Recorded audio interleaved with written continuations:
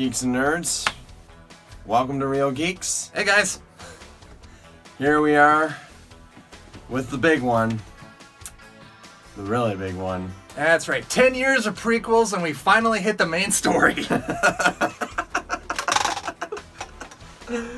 Oh my goodness. Best part is that's not wrong. This has been such a culmination. Oh my god. Like, I never in my wildest dreams could have imagined what I experienced going into this whole thing 10 years ago with Iron Man, because that was fun as hell. Yeah. But just like, sure, the idea of the Avengers being hinted in that was awesome. But to go to the level that they have since then, all the movies that have come since, from all the other Iron Man sequels, to Thor, Captain America, to Guardians of the Galaxy, and Black Panther, and Doctor Strange, and Spider-Man, and... So, apparently, since he's not going to say it, for those of you who may have missed the title card, we're discussing Avengers Infinity War. How you missed the title card, I don't know, but... Still, we got stranger the proper things have intro. happened. Stop. Right now! I'm editing, I get to cut that. I'm not going to, but I get to. You knew what you were getting into.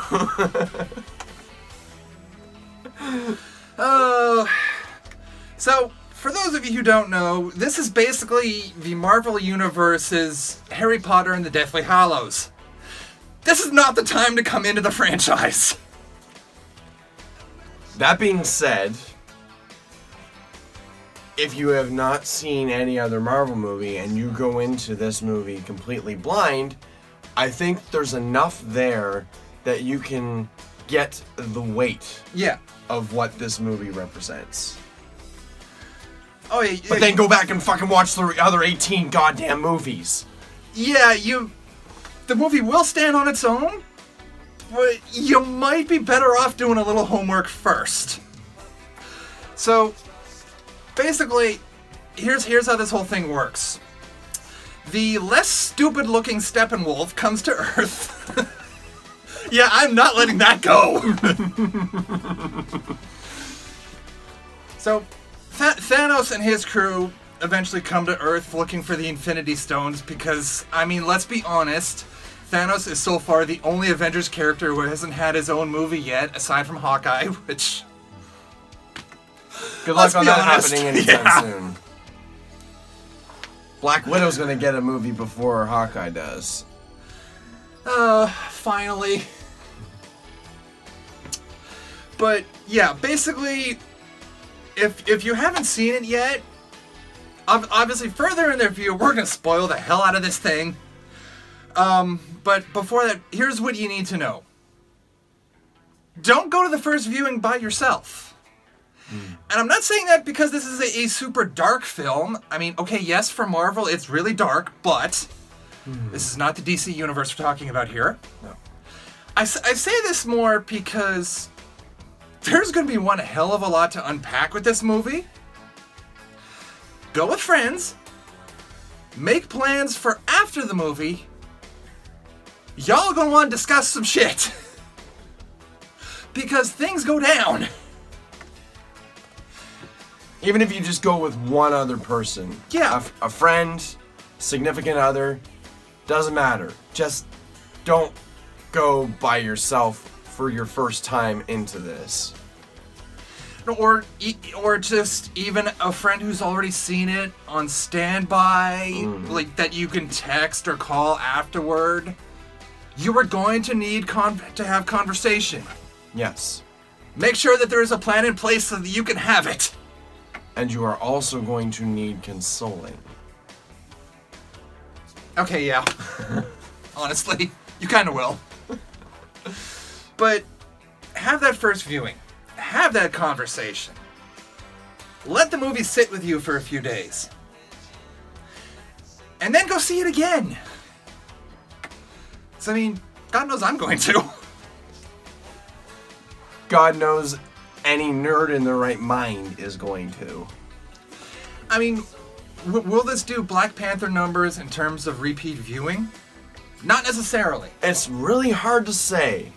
Is it going to need those repeat viewings to do Black Panther numbers? Yes. To some extent. I say probably not, but money-wise, I could see them being so neck and neck that could go either way. So, funny story, guys. It turns out that when Thanos demanded our silence, he was not kidding. Unfortunately, due to technical difficulties, what you've just watched was all we could salvage out of about 90 minutes of the original recording. But on the plus side, the camera pretty much shut off right before the spoiler talk anyway. So we're just gonna jump right in because A, I don't want Thanos to strike again, and B, we're recording in my parents' apartment. So many thanks to them, and I want to get the hell out of here as fast as possible. And also, if you see me checking my watch fairly frequently, there's a very good reason, because that's how I'm controlling the camera. Mm-hmm. So with that in mind, straight into the good stuff. And there's really only one place to start, which is a moment of silence for pretty much all of Asgard. They've been through shit. The Asgardians are pretty much the MCU's Vulcans. They are now an endangered species. Mm-hmm. And possibly saddest of all, Loki of Asgard. No longer burdened with glorious purpose. I know Tom Hiddleston basically desperately needs another franchise, but damn. Yeah. There are moments that are just panel by panel, the original Infinity War and Infinity Gauntlet comics. Yes. Because you switch the Hulk with Silver Surfer, mm-hmm. and that arrival is straight out of the comic. Yes. What were some of your favorite moments from this movie? You know what? Especially considering they can't do a solo Hulk movie. Yes. They're doing a real good job with him. Mm-hmm. Because, like, I know Ruffalo has said, we can't do a solo Hulk film. No. So we're going to do a Hulk trilogy in other movies. Yeah. So, like, Thor Ragnarok was part 1. This was part 2. And Avengers 4 will be part 3. Logically, yeah. And the things that they do with him, especially considering we don't see the Hulk on screen in this movie for more than 2-3 minutes, give or take. The Hulk being barely on screen, they did an awful lot to sell and develop that character, and that was truly impressive. Absolutely. And I think otherwise, I'll wrap up with, of course, Tom Holland. I'm sorry, this is the best Spider-Man we have had since the mid-90s cartoon. Mm-hmm. This man is a treasure and must be protected. After this, I don't want anyone else. I don't even want. I don't want the Venom movie because I don't want Sony anywhere near him. Yeah. There's things like we're using our made-up names line, which unfortunately the take that they used in the trailer was better than in the movie. But like it's still a great moment. Yeah. And then there's, well, how can I be a friendly neighborhood Spider-Man if there's no neighborhood? I fucking love that line. And like even as Tom Holland is continuing the line going, I know saying that doesn't make any sense. And you can see Robert Downey Jr. like in the background like, fuck, this kid got me again. Parker hacked Tony, the suit that Tony made in Homecoming, and then he shut him up here. Tony Stark has now been owned twice by a 16-year-old kid. about that for a minute. Yeah, one of my favorite moments in this movie was the scene on Vanguard, where of all the things to keep secret, of all the reveals to have in this movie, we get Thanos and Gamora coming to Vanguard to get the Soul Stone, and they are greeted by this cloaked figure that looks very much like Death from the comics, the personification of Death. But you're hearing the voice, and you're like, no, it couldn't be. And then they do the face reveal, and lo and behold, it's fucking Red Skull. Not Hugo Weaving's Red Skull. Yeah, we do have to clarify, it's not actually Hugo Weaving, it's an actor from The Walking Dead, Ronnie somebody or other, whose name I still can't remember. Who has a similar facial structure to Hugo Weaving, so it works. And I mean, like, the facial structure they could have CG'd, but the voice, as I understand it, was pure impression. He owned it. He owned it. Damn. And my God, some might argue, why not just introduce a new character to be sort of this figure who is like this guide to the stone keeper, whatever. And I can answer that. Well, so could I. My argument is they're not done with him. We're probably going to see more Red Skull in the MCU. Logically, yes. But what I would say is that, quite simply, a new character is not going to make an entire theater gasp so loud you're convinced half the audience is going to pass out from lack of oxygen. Exactly. And that happened in both of our theaters. It was a thing of beauty. I mean, how can you not talk about the snap? I mean... Oh, yeah. Like that. Or like the snap, or even right afterward. Yeah. Because again, going back to Gamora, because like he snaps. And all of a sudden, Thanos is not where he was before. He's in this plane that's like all orange, and you see this pillar that was featured in the flashback scene on Gamora's planet, and there's child Gamora there. He walks up to her. She asks him, "Did you do it?" "Yes." "What did it cost you?" "Everything." That moment is incredible, and I could go on and on. Oh yeah.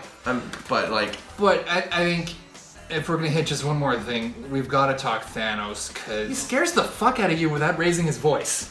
You had Killmonger, who up to this point was the best Marvel villain. Thanos has either taken that title, or is at least giving him one hell of a run for his money. I think if he hasn't taken his title, I think he will by Avengers 4. Oh yeah. Because the nuance of his character is strikingly similar to the nuance of Killmonger's character, but with one key difference. Killmonger at times could be a little heavy-handed because of his preachiness. But he still had those deep emotional moments too. Thanos has those deep emotional moments, which you wouldn't necessarily expect from a character that's considered a quote-unquote big bad.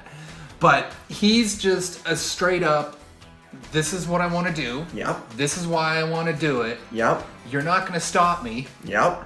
And he's so calm about it. And so confident. Yeah. That you're not only thinking, okay, our heroes may be in real trouble here, but there's that part of you that's kind of going, I think Thanos has a point. Exactly. And I've talked to some people about this, and this is the big thing, is that both Killmonger and Thanos represent types of villains that I really appreciate. Villains who have a clear idea of an issue that is really bothering them, and they want to solve that issue, but their methods about solving that issue are so far to the extreme that you can't possibly 100% be on their side. Hence, they are villains. But they believe what they are doing is right and just, and that is for the greater good. And while I think maybe Killmonger might be a little more selfish in his overall motivations, I think Thanos, he believes he's being more selfless with his motivations. He wants to wipe out half of all life in the universe. That sentence in and of itself sounds horrifying, but when you consider the fact that his home planet of Titan wrecked itself because of overpopulation, and he was like, okay, I'm not going to let this happen to anybody else. I'm going to go to all these other planets in the galaxy. I'm going to systematically have their populations. Basically, and watch this, this is the one connection he's never going to see coming. If you really think about it, Thanos is pretty much an environmentalist. He's just trying to deal with overpopulation. Yeah. He's the MCU's Al Gore.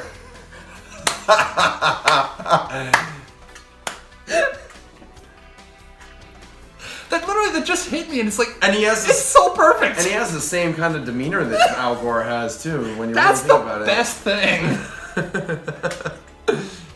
He behaves like a politician, which makes a lot of sense. Oh yeah.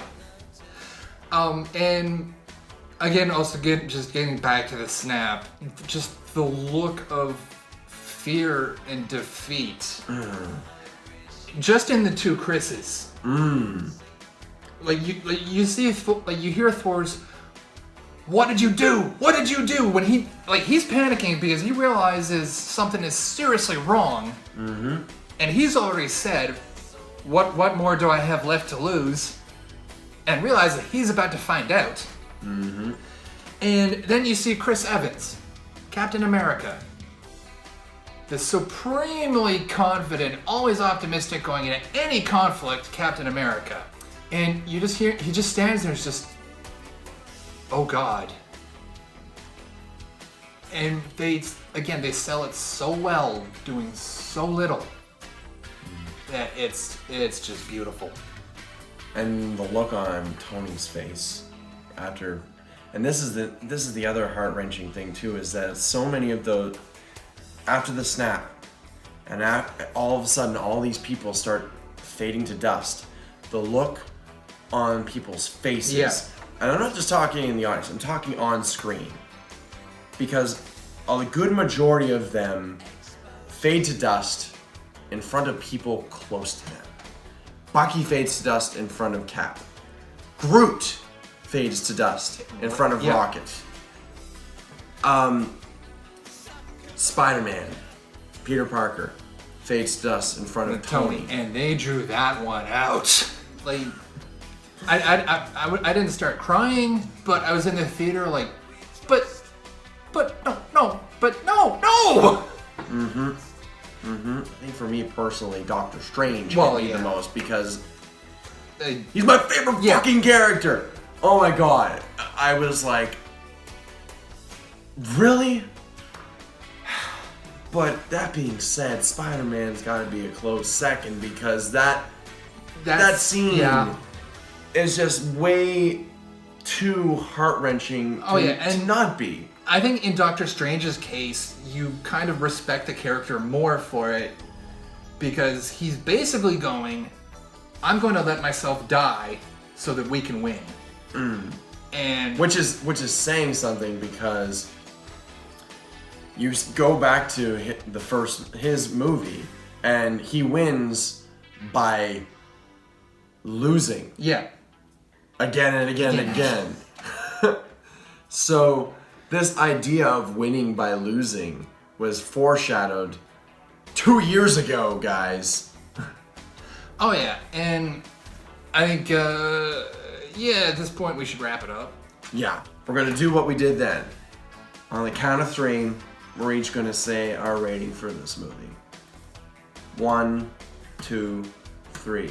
5 out of 5. 5 out of 5. It's not only is this entertaining, It hooks you. It makes you think. You're asking questions. Yeah. You need time to let it sit with you. Yeah. That's It hits you on every emotional level. That was simultaneously both the most epic and most heart-wrenching thing I have ever seen in my life. For a movie whose story is predominantly about Thanos, it's well balanced. I don't know. I pulled that one out in the original recording. There's no way I wasn't using that again. But on that note, and since frankly I want to give my parents their apartment back, And frankly, after several hours of working, I need sleep. so with that, we'll see you guys next time, whenever the hell that is. That's a wrap.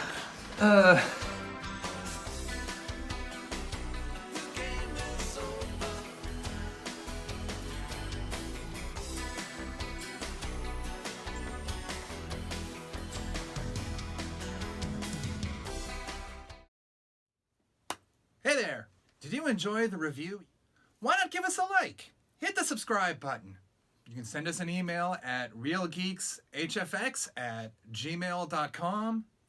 And tune in next time when you might hear me wonder aloud when Marvel is going to finally sign Chris Pine to a movie and take full control of every leading actor named Chris.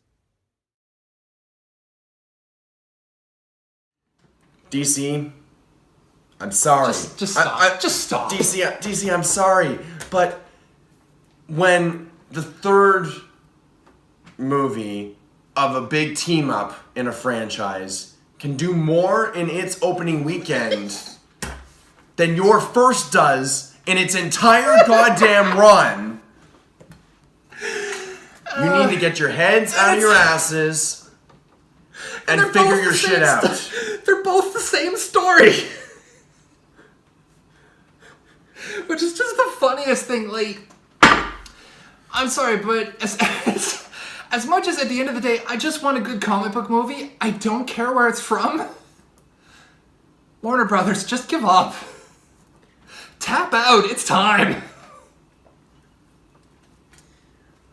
I mean, honestly, at this point, I feel like DC Films could do a better job without your hand in it. Like, let them do their thing. Let them become their own, like a Marvel Studios type thing. Let them focus on making the movies that they want to make and make them good. And just distribute them. That's all you have to do. That's what Disney does. And look how many billions of dollars they're making. It's literally like, I swear, I'm just going to put this part at the end of the review as a stinger or something. But it's literally like the fandom went, okay, Marvel, there's no way you guys can kick the DCEU anymore. And Marvel Studios literally went, Oh, really? Hold our beer. We'll be right back.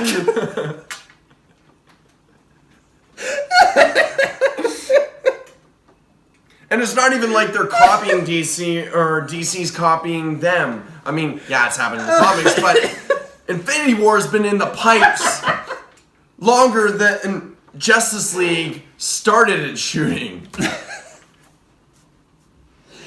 Oh, okay. Oh, we gotta stop now before I actually do break.